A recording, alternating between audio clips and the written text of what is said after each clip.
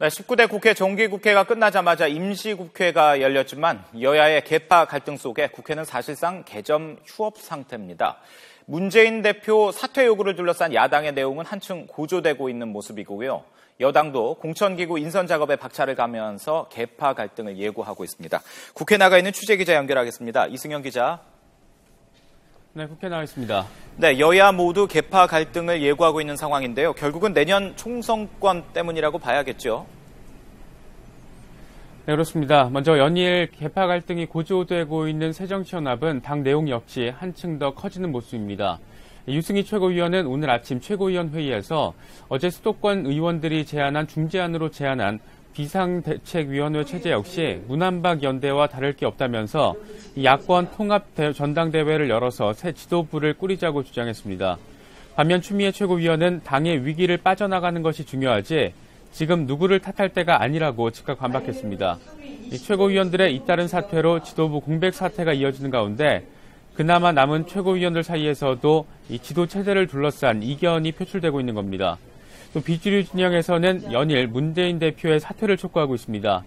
이 비주류 진영의 9당 모임은 오늘 아침에도 회의를 열어서 현재 당 내용을 막기 위해서는 당헌 당규에 따라 비대위를 구성해서 야권 대통합과 혁신을 논의해야 한다면서 그 전제는 문 대표의 퇴진이라고 거듭 주장했습니다.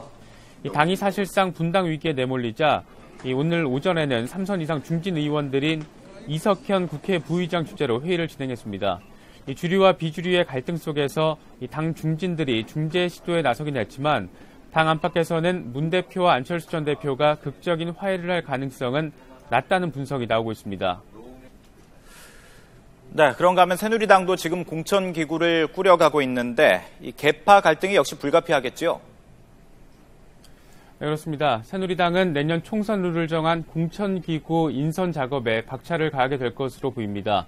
이 공천기구 위원장을 맡은 황진하 사무총장이 어제 해외 출장길에서 귀국을 한 만큼 인선 작업에도 속도를 낼 것으로 보입니다.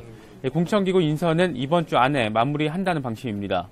위원 구성은 9명에서 11명 사이로 이뤄질 것으로 보이는데 위원 구성 수를 짝수로 할지 아니면 홀수로 할지를 놓고 친박과 비박 진영의 갈등을 빚는 가운데 이 결선 투표가 가장 뜨거운 감자로 떠올랐습니다. 결선 투표제는 당내 경선에서 1위 후보자의 득표율이 절반이 넘지 못했을 때 이 차점자와 다시 한번 경선을 치르도록 한 제도입니다. 친박 진영에서는 1위 득표율이 절반을 못 넘으면 결선 투표를 하고 이 비박 진영은 반면 이 오차 범위 안에 있을 때만 실시해야 한다고 맞서고 있습니다. 이 공천기구 인선이 마무리되고 결선 투표제 등 이 총선 룰에 대한 논의에 속도가 붙으면 이 당내 계파 갈등 역시 한층 고조될 것으로 전망되고 있습니다. 네, 그런가 하면 어제 임시국회가 시작이 됐는데 지금 임시국회 상황이 어떻습니까?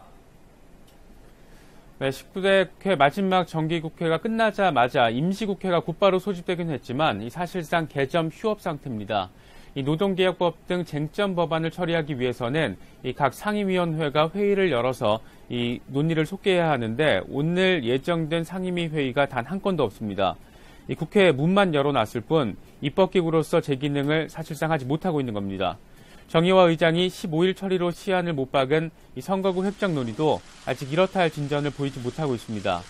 다만 내일 여야 지도부가 회동을 하기로 한 만큼 극적인 돌파구를 마련할 수 있을지 주목되고 있습니다. 지금까지 국회에서 YTN 이승현입니다.